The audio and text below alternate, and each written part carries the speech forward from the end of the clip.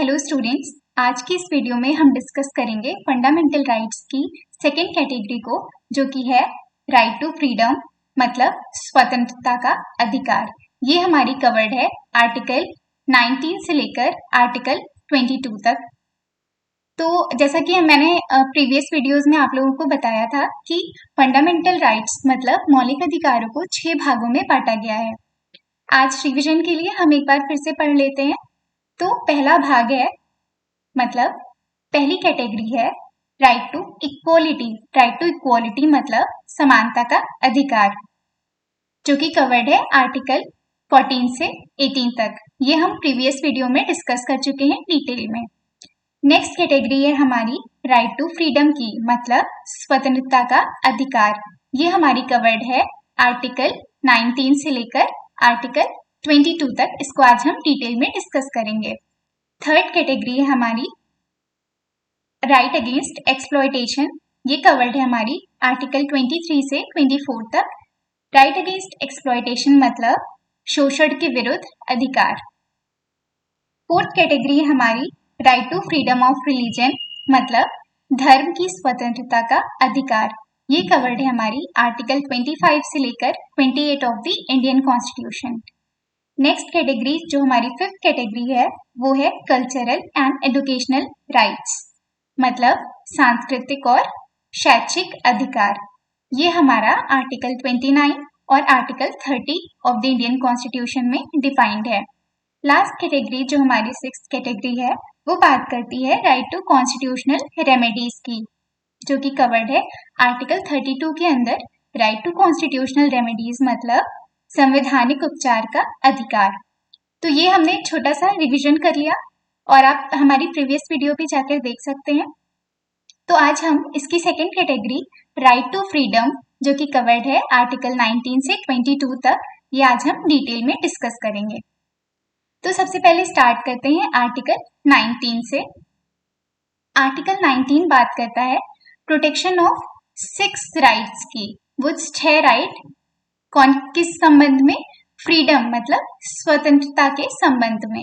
तो वो 6 राइट कौन कौन से हैं? पहला स्पीच एंड एक्सप्रेशन, दूसरा असेंबली, तीसरा एसोसिएशन, चौथा मूवमेंट, पांचवा रेजिडेंस और छठा प्रोफेशन। मतलब आर्टिकल 19 के तहत 6 अधिकारों की गारंटी दी गई है।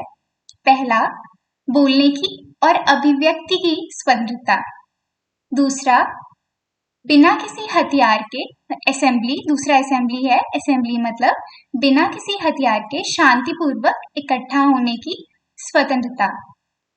तीसरा है हमारा association.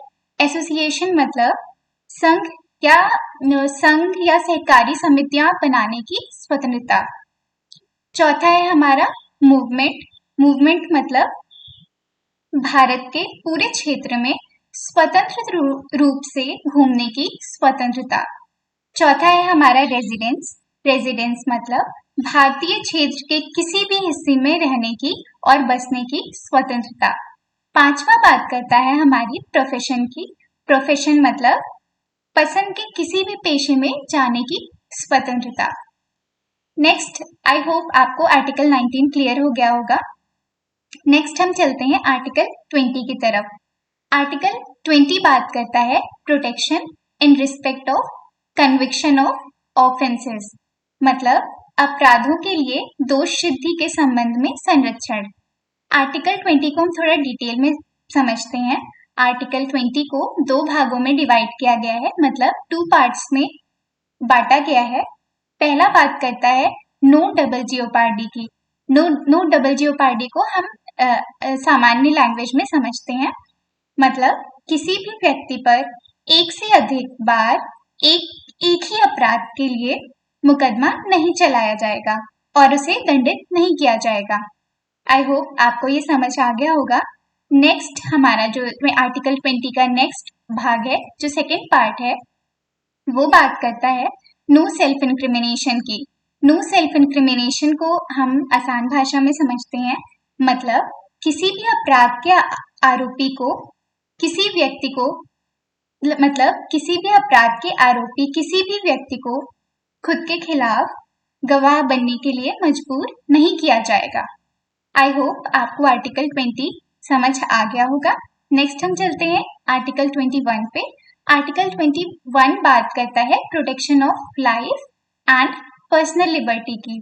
Protection of life and personal liberty मतलब जीवन और स्वतंत्रता का अधिकार।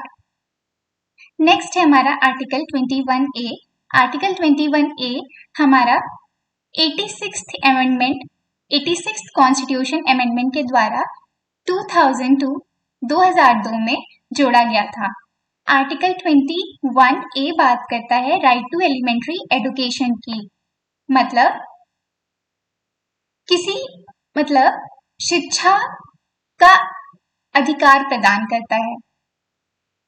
अगर हम सिंपल भाषा में समझने की कोशिश करें तो राज्य को 6 से 14 वर्ष की आयु के सभी बच्चों को मुफ्त और अनिवार्य शिक्षा प्रदान करनी होगी। इसके अंदर ये हमारा राइट है किसी भी व्यक्ति का कि उसे एलिमेंट्री एजुकेशन स्टेट के द्वारा प्रोवाइड किया जाए। नेक्स्ट आर्टिकल है हमारा आर्टिकल 22 जो बात करता है protection against arrest and detention की। Protection against arrest and detention का मतलब है ये आर्टिकल उन लोगों को सुरक्षा प्रदान करता है जिन्हें या तो गिरफ्तार किया गया है या हिरासत में लिया गया है। तो आज के लिए आई होप आपको ये सारे आर्टिकल समझ आ गए होंगे। नेक्स्ट कैटेगरीज हम नेक्स्ट वीडियोस में कवर करेंगे। तब तक के लिए आप रिवीजन करना ना भूलें। Thank you.